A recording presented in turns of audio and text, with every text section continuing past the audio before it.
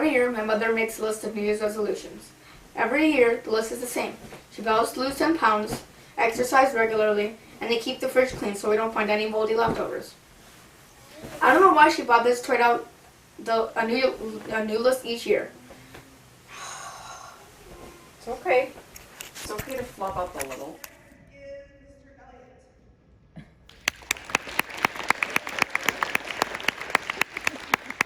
Mr. Elliot chose prose, which is a category that he competed in when I was his age. Obviously a very long time ago. And let me tell you, I didn't do very well. So I was concerned when he chose prose because I'm like, oh, how's this gonna go? He's a sixth grader. Well, Mr. Elliot not only qualified for state, he also received third place in our last meet. Congratulations.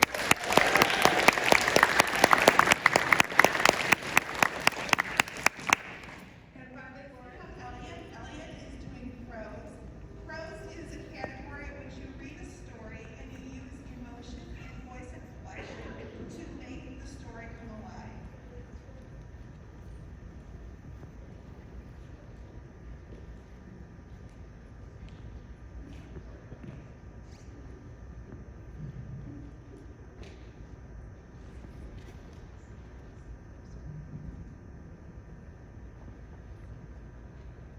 Imagine you're 12 years old, your mom has died, and your dad has lost all interest in life. Well, in this excerpt from The Young Man and the Sea by Bob Pilgrim, the narrator is out fishing for a bluefin when unexpectedly a disaster occurs and he is thrown into the cold, dark sea. Is it possible that the very thing that almost killed him saved him? An adaptation from The Young Man and the Sea by Bob Pilgrim.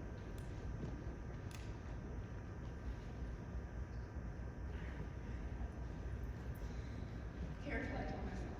Sit up slow, don't rock the boat, and don't scare away whatever's making that sound. I sit up real slow and see a dead bluefin over the top edge of the boat. I'm looking down on the biggest fish I've seen in my life. Bigger than me and bigger than the boat. I've got the harpoon raised, but I don't get it. Not until it's perfect. I swear the giant fish is looking at the boat. What is it thinking? Why is it circling my boat? Or is it circling me? I can feel the power as it swims by, making the boat rock with the whoosh, whoosh, whoosh of its giant tail, shoving it through the water as easy as me. The big bluefin is so amazing and so beautiful, but I'm not sure what to do. My dad used to call it being frozen. Come to think of it, that is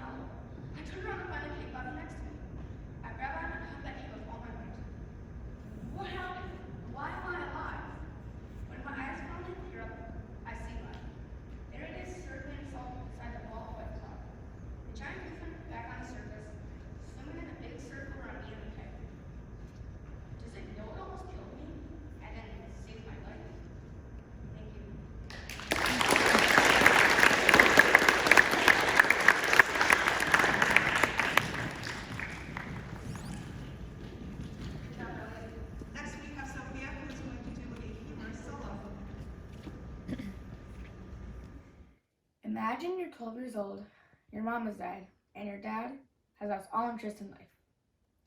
Well, in this excerpt from The Young Man and the Sea by Robin Fulbrook, the narrator is out looking for a bluefin when unexpectedly disaster occurs and he's thrown to the cold, dark sea. Is it possible that the very thing that almost kills him saves him? An adaptation from The Young Man and the Sea by Robin Fulbrook. Careful, I tell myself. Sit up slow, don't rock the boat, and don't scare away whatever's making that sound. I sit up real slow and see a tip of a fin over the top edge of the boat. I'm looking down on the biggest fish I've seen in my life. Bigger than me and bigger than the boat. I've got the harpoon raised, but I don't dare move. Not until it's perfect. I swear the giant fish is looking at the boat. What is it thinking? Why is it circling my boat? Or is it circling me? I can feel the power as it swims by, making the boat rock with the whoosh, whoosh, whoosh of its giant tail, shoving it through the water as easy as can be. The big bluefin is so amazing and so beautiful, I almost forget what to do. My dad used to call it getting froze up. Come to think of it, that is sort of what happened to him when Mom died. Except he ain't on the tuna boat. He's stuck in the couch and how miserable he feels. Never mind your father on the couch. Just concentrate on the fish. I wrap both hands around the shaft of the harpoon and plunge it straight down to the biggest part of the fish. So hard and fast with all my might, I fall halfway out of the boat and my face is an inch away from the water. Well, it turns out the fish disappeared. Gone in the blink of an eye. I had my chance and missed. I go to roll over and then fetch the harpoon. That's when I noticed the barb was missing. Well, great. A harpoon without a barb is just a long stick. Then I remember the barb is attached to the keg line. So all I have to really do is pull on the line and reattach the barb. Who knows, if I drift around for 100 more years or so, I might find another fish as big as the one that got away. Anyhow, I put my hand on the line. And then a weird thing happens. The line slips through my hands. The line is running out of the tub, over the side of the boat, and straight down into the water. For a moment, my brain can't figure out what this means. But then I stand up and shout, "Fish on! Fish on!" I have a big fish and he's got the barb stuck in his back and he's diving deep. My dad used to call it sounding. After a fish is hit, it will go straight to the bottom and stay there until it figures out what happened. My fish doesn't quit. Already the tub is done halfway empty and line is still running. When there's about 100 feet left of line left in the tub, I'll go to pick up the keg. And that's when the loop of line snags. Without thinking about it, I reach my hand to clear the snake. Big mistake. The snake whips on my wrist and there's no time to get loose. The moment it closes on my wrist, the line jerks me over the side, and next thing I know, I'm flying straight down into the cold water. It happens so fast, I don't have time to take a deep breath. All I care about is getting back up to where there's air. I can see the loop of line sticking to my wrist, but I can't feel it. All I can feel is a panic exploding in my lungs and the cold, sharp, stabbing pain in my throat. Get it loose. I'm scratching my wrist, prying on the loop of line, but it's way too tight. Think. I try pulling the line with my other hand to get enough slack to slip it off, but it slips through my fingers and I can't get a grip. Hands are getting weaker. No time. No time. I'm kicking. Air. I must have air. Relax. Quit fighting. I open my mouth and try to inhale, but nothing comes in. A thought comes to me. Never give up. Don't ever give up. I kick and kick until there's nothing left in my legs. And then it starts feeling warmer. Darker. Time to sleep. Coughing. It hurts so bad, it wakes me up. There's water in my mouth, making me choke, but there's air too. Real air. I'm at the surface popping up and down. I can't see because my eyes are shrinking in salt water. Clang. The back of my head whacks something hollow. I turn around to find the keg bobbing next to me. I grab on and hug that keg with all my might. What happened? Why am I alive? When my eyes finally clear up, I see why. There it is, back on the surface, swimming a big circle around me and the keg. Does it know it almost killed me and saved my life? Thank you. Good job. Now what the heck is this? Was he in the video the whole time? Yeah. And my face is an inch away from the water. Well, it turns out the fish got away. Gone in the blink of an eye. I had my chance and missed. I run her over and then fetch the harpoon. And that's when I noticed the barb was missing. Well, great. The harpoon without a barb is just a long stick. But then I remembered the barb is attached to the kite line. So all I really have to do is pull on the line and reattach the barb. Who knows? If I drift around for 100 more years or so, I might find another fish as big as the one that got away. Anyhow, I put my hand on the line, and then a weird thing happens. The line slips through my hands. The line is running out of the tub, over the side of the boat, and straight down into the water. For a moment, my brain can't figure out what this means.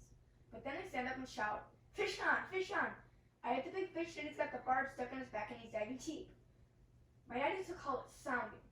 After the fish has hit, it will go straight to the bottom and stay there until it figures out what happened. My fish hasn't quit. Already the tub is about halfway empty and line is still running. When there's about 100 feet left of line in the tub, I go to pick up the pig. And that's when a loop of line snags. Without thinking about it, I reach my hand to clear the snake. Big mistake.